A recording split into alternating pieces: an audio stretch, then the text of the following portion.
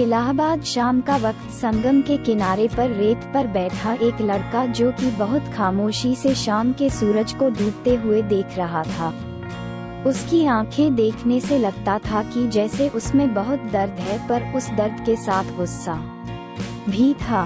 वो वहाँ काफी देर से बैठा था तो एक नाव वाले ने उससे पूछा, अरे बेटा, आज सवारी करिएगा?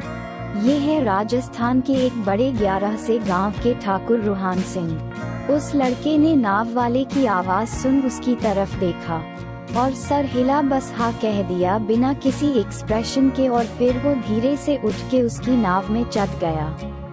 नाव वाला भी अपनी पतवार चलाने लगा।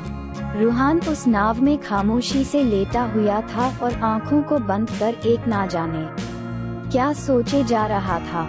कुछ वक्त तक ऐसे ही नाव में घूमते रहने के बाद उसने नाव वाले को हाथ से इशारा किया कि वो नाव वापस से किनारे पर लगा दे।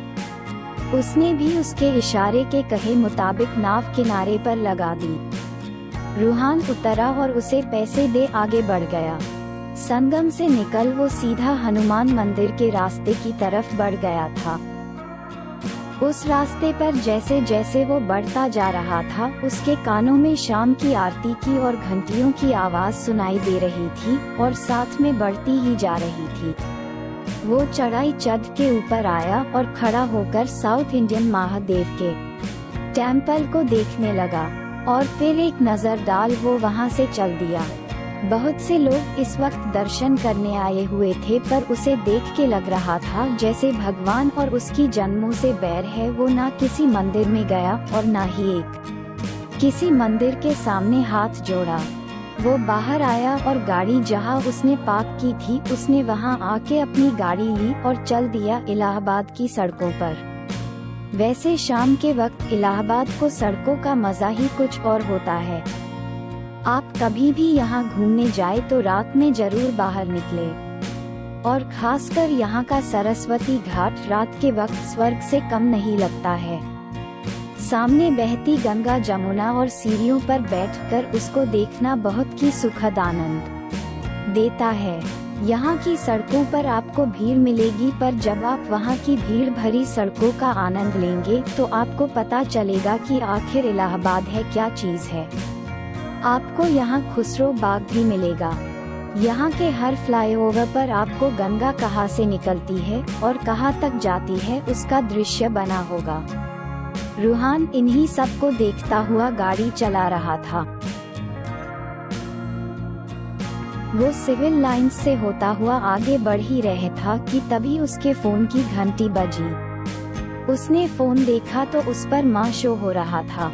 उसने फोन को बगल वाली सीट पर ही रख दिया और चल दिया अपने घर की तरफ। उसने जाकर घर के बाहर की जगह पर गाड़ी पार्क की और अंदर चला गया। घर का गेट खोल घर के अंदर की लाइट्स ऑन की तो एक बार फिर उसका फोन बज गया, पर इस बार उसने फोन कट नहीं किया बल्कि उठा के बात करने लगा। हाँ प्रणाम। उसके इतना बोलते ही दूसरी तरफ से एक औरत की आवाज थी जो थोड़ी परेशान लग रही थी। रुहान, आप कैसे हैं? मेरा फोन क्यों नहीं उठाया? उनके ये बोलते ही रुहान ने कहा कर था, इसलिए फोन नहीं उठाया। माँ मैं ड्राइव, सब ठीक है यहाँ तो आप इस बार आ रहे हैं ना महापूजा में? उनके इतना पूछते ही रुहान ने फोन कट कर दिया और एक मैसेज लिख भेज दिया, जिसे साक्षी देवी ने मिलते ही समझ लिया कि इस बार भी उसकी ना ही है। ये थी रुहान की माताजी साक्षी देवी, जो कि राजस्थान में अपने महल में ही रहती थी। वो इस महल में रहती तो थी, पर उनका दिल दिमाग दोनों अपने बेटे रुहान की तरफ ही रहता था। फोन कट करने के बाद रुहान ने अपने रूम में जाकर चेंज किया और बाहर आकर अपने लिए कॉफी तैयार करने लगा। कॉफी बना। वो कॉफी मग लिए आकर हॉल में बनी खिड़की के पास खड़ा हो गया ही रहा था कि तभी उसका फोन फिर से बजा। उसने देखा उसके दिल्ली वाले ऑफिस से फोन था। अरे सॉरी, मैं तो बताना ही भूल गई कि रुहान सिंह ठाकुर। एक बहुत बड़ा सर्दी का मौसम था, पर उसने बस एक टी शर्ट और लोअर पहन रखा था। वो कॉफी पी डेट रखता था जो उसे एक सक्सेसफुल मीटिंग फिक्स करे और ये बोल उसने फोन रख दिया। बिजनेसमैन भी था, पर वो अपना काम यहाँ इलाहाबाद से ही करता था, पर अपने हर ऑफिस हर खबर को वो अपने पास अप टू बिजनेसमैन बनाता था। उसने फोन उठा के बात की तो उधर से कुछ सुन उसने बस इतना कहा, मैं कल दोपहर तक वहाँ रहूँगा। आप रूहान के फोन पर उसके दिल्ली वाले ऑफिस से कॉल आया था। उसने सारी बात सुनकर वहां आने के लिए बोल दिया था। उसने ये बोलकर फोन रखा और कॉफी पीते हुए सोचने लगा। वो इस घर में अकेला ही रहता था और इतना बड़ा बिजनेसमैन होकर भी वो अकेला था, न कोई दोस्त न कोई प्यार करने वाला। माँ थी, उससे भी वो दूर ही रहता था। उसकी जिंदगी में वीराने के रंग के अलावा कोई रंग नहीं था और उसने इस रंग को खुद चुना था। रूहान ने कॉफी खत्म कर अपने कमरे में चला गया। उसने अपनी पैकिंग की और आकर कल की मीटिंग के लिए सब देखने लगा। कुछ देर बाद उठा और खाना बना करके सो गया, क्योंकि कल सुबह उसे जल्दी निकलना था एक सफर पर। लेकिन उसे ये नहीं पता था कि उसका के सफर उसे एक नई मंजिल से मिलाने वाला था। सुबह का वक्त, रूहान का घर इस वक्त सुबह के 4 बज रहे थे, अंधेरा थे। रूहान जब रेडी होकर बाहर आया तो घर सामने 5 गाड़ियां खड़ी थी और सबके सामने बॉडीगार्ड्स थे। उसे इस वक्त देखकर लगता था कि वो सच में ठाकुर और एक बहुत बड़ा बिजनेसमैन है। उसकी इस पर्सनैलिटी को इस वक्त कोई देखता तो सच में शौक हो जाता, क्योंकि जो रूहान संगम के एक किनारे पर बैठा था, जो रूहान इस सिंपल से घर में रहता था और जो इस वक्त खड़ा था, वो तीनों ही शख्स जैसे एक इंसान में होने के बावजूद भी अलग थे। वो बाहर निकला तो उसका मैनेजर नील जल्दी से आकर उसका लैपटॉप वाला बैग संभाले के उसके हाथ से ले लेता है और एक आदमी को इशारा कर गेट को लॉक करने को कहता है।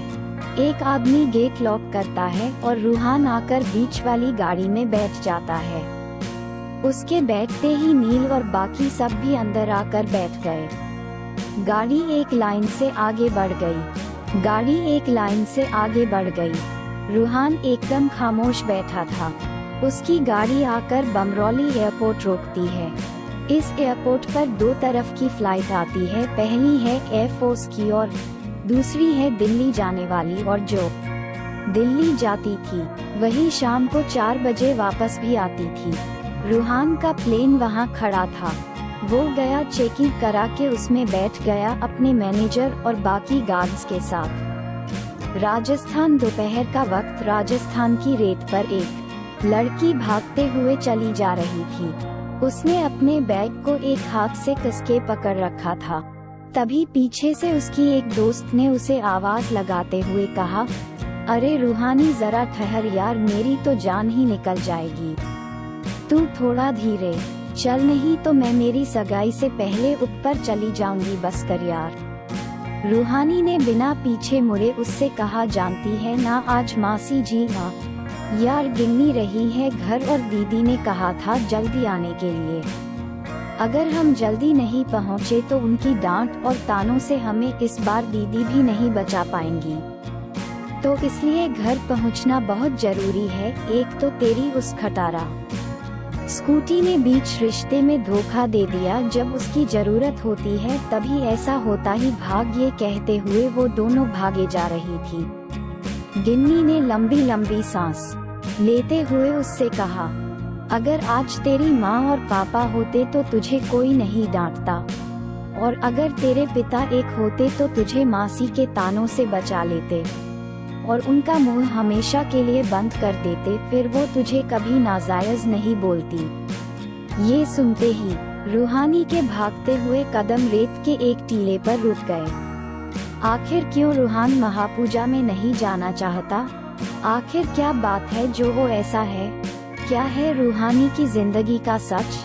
क्यों उसकी दोस्त ने उसे नाजायज कहा? आगे जानने के लिए पढ़ते रहे रूहानी, एक जायज मोहब्बत।